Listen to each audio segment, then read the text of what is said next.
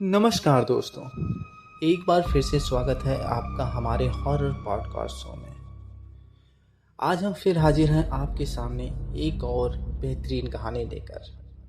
तो कहानी को लास्ट तक सुनिएगा और उम्मीद है आपको बहुत ही कुछ सीखने को भी मिलेगा इस बार इस कहानी से।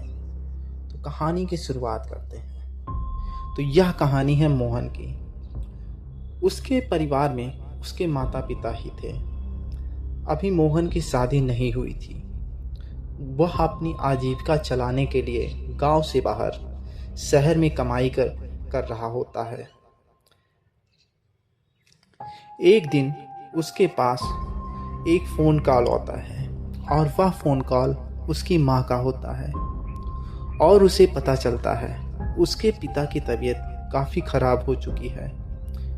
मोहन अपने परिवार में इकलौता लड़का होने के कारण वह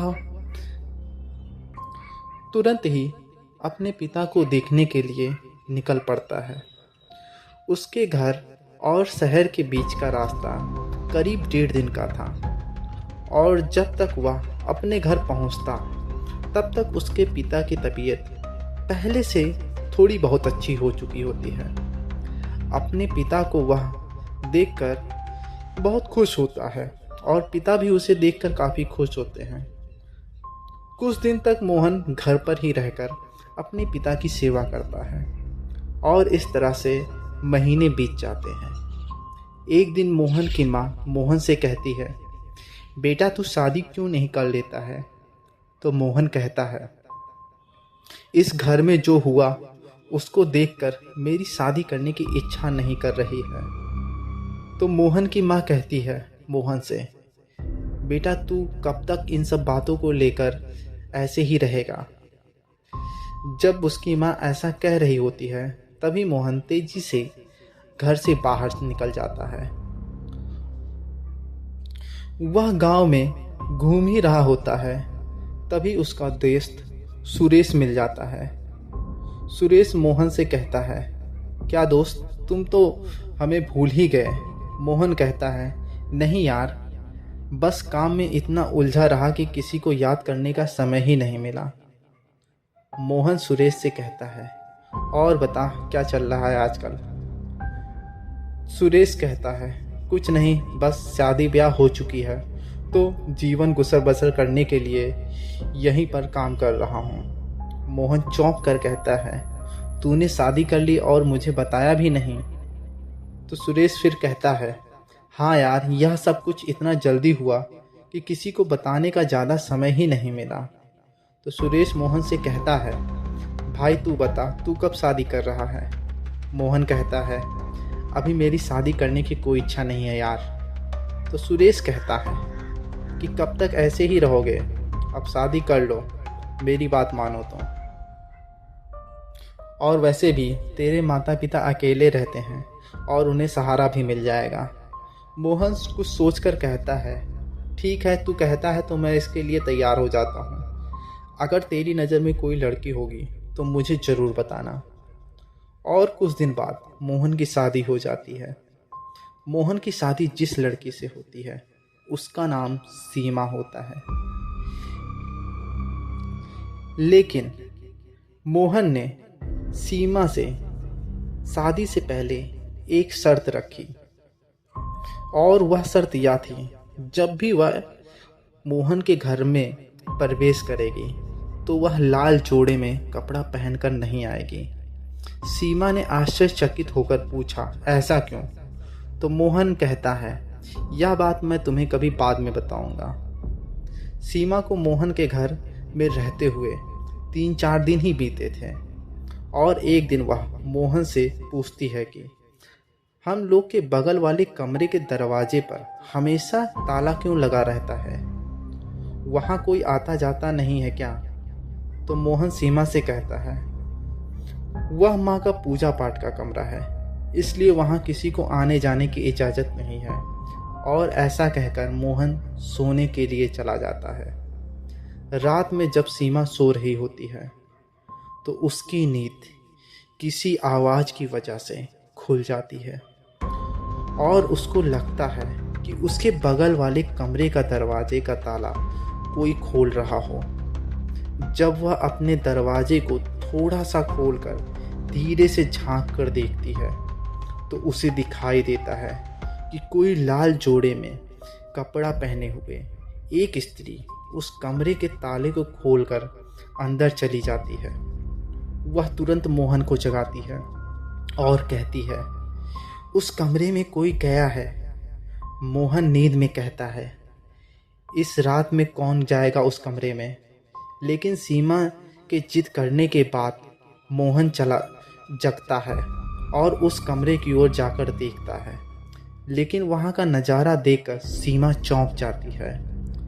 उस कमरे पर ताला पहले की ही तरह लटका हुआ होता है और मोहन कहता है, कौन गया है यहाँ अंदर? यहाँ तो पहले की ही तरह ताला लटका हुआ है। सीमा कहती है, नहीं, मेरा विश्वास कीजिए, मैंने देखा है किसी को अंदर जाते हुए। लेकिन मोहन मन ही मन अंदर से सोच रहा होता है कि अब समय आ गया है सीमा को सच बताने का। और वह अपने आप से ही कहता है कि एक दिन मैं सीमा को सारा सच बता दूंगा। अब मोहन अपने गांव के पास में ही एक नौकरी खोज लेता है और दिन में दोपहर के वक्त खाना खाने के लिए मोहन घर के लिए आता है। वह किचन में जाता है और देखता है कि सीमा घूंघट ओढ़कर किचन में कुछ खाना बना रही होती है। मोहन सीमा को पकड़कर पीछे से लिपट जाता है। तभी कुछ ही देर में मोहन के कानों में एक आवाज़ आती है और वह आवाज़ उसकी पत्नी सीमा की होती है। साथ ही वह आवाज़ उसके सामने से नहीं बल्कि उसके पीछे से आ रही होती है। मोहन यह सुनकर चौंक जाता है और पीछे मुड़कर देखता है और उसे जो चीज़ दिखाई देती है उसके चेहरे पर फिर हवाइयाँ उड़ जाती है। असल में उसकी पत्नी सीमा किचन के दरवाजे के पीछे खड़ी हुई होती है और पूछ रही होती है, आप यहाँ क्या कर रहे हैं? तभी मोहन अपने आगे चौंक कर देखता है। उसके सामने कोई नहीं होता है।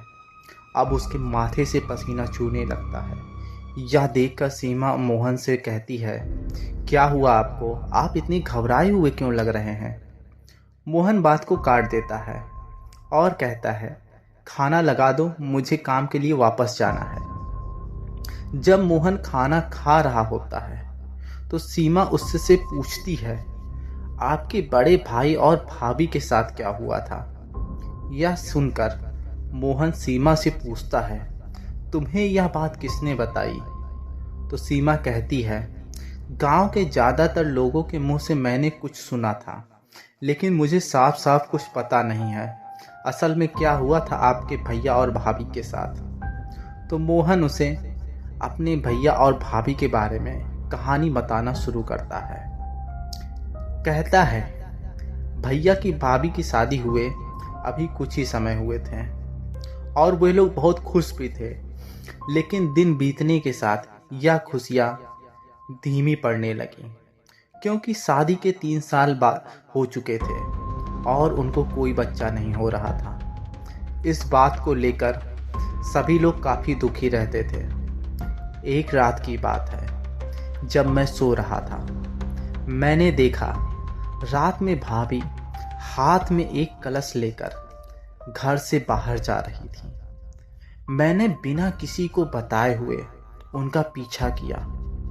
पीछा करते हुए मैंने देखा कि वह एक पुराने पीपल के पेड़ के नीचे जाकर खड़ी हो गई हैं और कुछ ही देर में उस पीपल के पेड़ के पीछे से एक तांत्रिक बाहर निकलता है और वह भाभी के हाथ से कलश ले लेता है और कुछ मंत्रों को तेजी तेजी से पढ़ना शुरू करता है।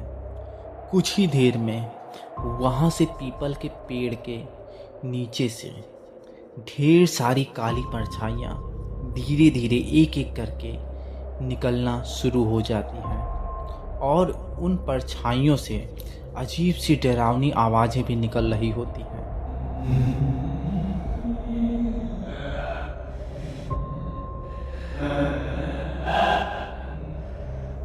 यह सब देखकर मेरे रोंगटे ही खड़े हो गए थे। मैं डर के मारे बहुत घबरा गया था और मैंने यह भी देखा कि वह काली परछाइयाँ भाभी के आसपास इर्द गिर्द चक्कर काटने लगी थी और कुछ ही देर में यह सब खत्म हो गया और तांत्रिक भी वहां से चला जाता है। यह सब होने के बाद भाभी वापस घर की ओर चली आती हैं, लेकिन मैं इतना डरा हुआ था कि मैंने उस रात उस घर में जाना अच्छा नहीं समझा और इसलिए मैंने उस रात अपने दोस्त के घर पूरी रात गुजारी। कुछ दिन बाद फिर से यही सब कुछ हुआ, लेकिन उसके बाद से घर में फिर से शांति का माहौल छा जाता है। लेकिन एक रात की बात है, भैया की नींद भाभी की किसी आवाज़ की वजह से खुल जाती है और वह देखते हैं कि भाभी एक अंधेरे कोने में बैठकर अपने बालों को अपने हाथों से नोच रही होती हैं और साथ ही अपने शरीर पर अपने ही नाखूनों से जख्म कर रही होती हैं। यह सब देखकर भैया तेजी से चीखते हैं और कहते हैं, तुम यह क्या कर रही हो? लेकिन भाभी ने एक डरावनी आवाज़ में कहा, तुम इन सब चीज़ों के बारे में ना जानो तो ज़्यादा अच्छा होगा। दूर रहो इन सब चीज़ों से, मुझे मेरा काम करने दो। यह आवाज़ इतनी भयानक और तेज होती है कि परिवार के सभी सदस्य वहां पर आकर खड़े हो जाते हैं और सभी सदस्य भाभी को रोकने का प्रयास करने लगते हैं।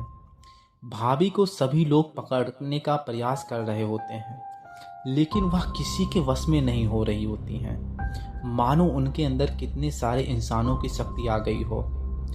यह सब होते ही भाभी को अजीब सा होने लगता है और वह एक गंभीर आवाज में कहती हैं, तुम लोगों ने मेरी साधना में विघ्न बाधा डाल दिया है, अब वह मुझे नहीं छोड़ेगी। और उस रात हम सब ने भाभी को एक चारपाई से बांधकर सुला दिया और अगली सुबह जब वो नींद सबकी खुलती है तो वह सब लोग देखते हैं कि भाभी के शरीर पर बहुत ही गहरे गहरे घाव बने हुए होते हैं, मानो रात को उनको किसी ने बहुत बेरहमी से मारा हो और इसी वजह से उनकी शायद मौत भी हो जाती है। परिवार के सभी सदस्यों ने उनका अंतिम संस्कार तो कर दिया होता है, लेकिन अंतिम संस्कार करने के बाद जब सब लोग घर वापस आ जाते हैं और रात में खाना खाकर सो जाते हैं, तभी रात में सभी लोगों को भैया के चीखने की आवाज़ सुनाई देती है। सब लोग भैया के दरवाजे पर खड़े हो जाते हैं और दरवाजे को पीटते हैं ताकि भैया दरवाज़ा खोल दे, लेकिन वह दरवाज़ा अंदर से बंद होने के कारण खुल नहीं रहा होता है और सिर्फ सुनाई देती है तो भैया के चीखने की आवाज़। कुछ देर बाद वह चीखें भी आनी बंद हो जाती हैं और दरवाज़ा अपने आप भी खुल जाता है, लेकिन तब तक बहुत देर हो चुकी होती है और उस रात भैया की रहस्यमयी तरीके से मौत हो जाती है, जिसका कारण हम लोगों को आज तक पता नहीं चल पाया है। यह सुनकर सीमा बहुत घबरा जाती है और यह सब बताकर मोहन वापस अपने काम के लिए चला जाता है और अपना काम खत्म करके शाम को वह घर आ जाता है।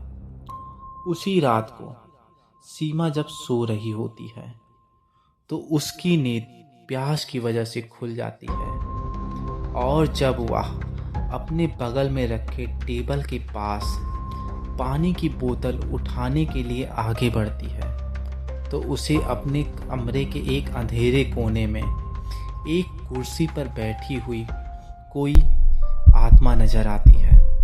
उसका चेहरा तो साफ नजर नहीं आ रहा होता है, लेकिन बस एक आकृति सी दिखाई दे रही होती है और मानो वह आकृति सीमा को ही घूरे जा रही हो। सीमा चौंक कर अपने कमरे की लाइट ऑन करती है, लेकिन वहाँ कोई भी नहीं नजर आता है। लेकिन इस रात के बाद से सीमा के साथ ऐसी कई घटनाएं कुछ महीने तक नहीं घटती हैं और इसी बीच सीमा प्रेग्नेंट हो जाती है और उसके पेट में अब करीब 7 महीने का एक बच्चा हो गया होता है। एक रात जब सीमा अपने कमरे में सो रही होती है तो उसे एहसास होता है कि कोई उसके पेट पर अपने हाथों को फेर रहा हो और जब वह अपनी आंखें खोलती है तो सामने का नज़ारा देखकर वह भयभीत हो जाती है, क्योंकि उसके बगल में एक औरत लाल जोड़े में बैठी हुई होती है। उसके सिर तक घूंघट होता है, सिर्फ उसके होठ ही दिखाई दे रहे होते हैं। यह सब देखकर सीमा चीखना तो चाह रही होती है, लेकिन उसकी आवाज़ नहीं निकल रही होती है। वह अपने बिस्तर से 1 इंच भी इधर उधर नहीं हिल पा रही होती है और यूं ही कुछ देर बाद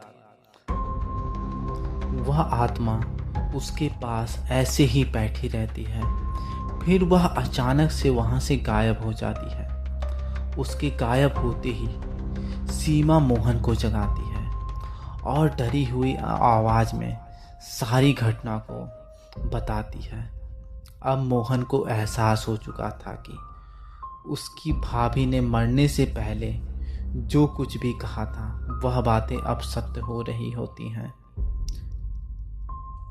सुबह होते ही मोहन अपने गांव के एक साधु से मिलता है और उन्हें अपने घर में हो रही सारी घटनाओं को बताता है। साधु ने मोहन के हाथ पर एक अभिमंत्रित धागा बांधा, साथ ही उसे एक ताबीज भी देता है और उसके कानों में कुछ प्रक्रियाएं करने के लिए बताता है। यह सब जानने के बाद अब मोहन अपने घर पर वापस चला आता है और शाम को ही उस ताबीज को उसने अपने बगल वाले कमरे पर लटका देता है और फिर सोने के लिए चला जाता है। जब रात के 2 बजते हैं तो वह उठकर उस कमरे के सामने खड़ा हो जाता है। जैसे ही वह कमरे के सामने खड़ा होता है तभी उस कमरे के अंदर से एक अजीब सी चीख भरी आवाज आती है और वह कहती है, मैं इस घर में कभी भी खुशहाली नहीं पनपने दूंगी। मैं तेरे बच्चे को भी छीन लूंगी।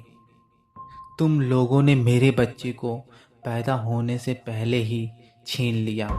अब मैं तुम लोगों को कभी खुश नहीं रहने दूंगी। और वह ऐसा कहकर तेजी तेजी से हंसती है और इस तरह से कमरे का दरवाज़ा अपने आप ही तेजी तेजी से आवाज़ करने लगता है। इस तरह से उस घर का माहौल ही बदल जाता है।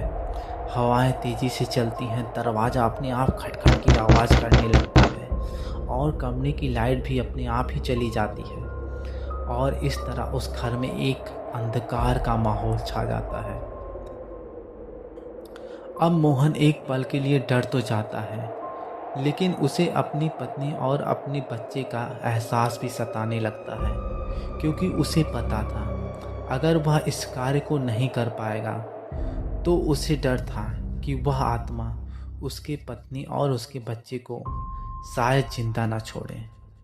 अब वह धीरे से अपने साहस को बढ़ाता है और उस कमरे का दरवाज़ा खोलता है। कमरे का दरवाज़ा खोलते ही उससे सामने अपनी भाभी की आत्मा नज़र दिखाई देती है, लेकिन वह प्रतिशोध की आग में जल रही होती है। मोहन अब ताबीज को हाथ में लेकर उस कमरे में रखे एक बक्से की ओर आगे बढ़ता है। वह आत्मा उसे नुकसान पहुंचाने के लिए बहुत सारी तरकीबें अपनाती हैं। कभी गिलास फेंकती तो कभी गमले को, लेकिन मोहन के हाथ में उस साधु का दिया हुआ ताबीज होने की वजह से उस पर कोई भी असर नहीं होता है और मोहन तेजी से उस बक्से को उठाकर घर के बाहर ले आता है और उस बक्से में रखी हुई सारी चीज़ों को घर के लॉन में फैला देता है और उसके ऊपर मिट्टी का तेल छिड़क देता है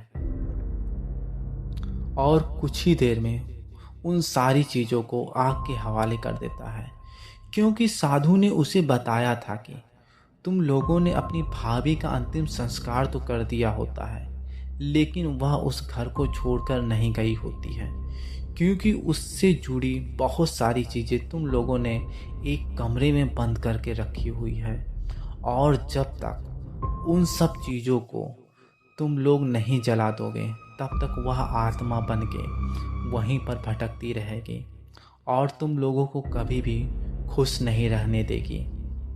और उन चीज़ों को जलाने से वह आत्मा घर में अब बहुत तेज़ी से चीख रही होती है।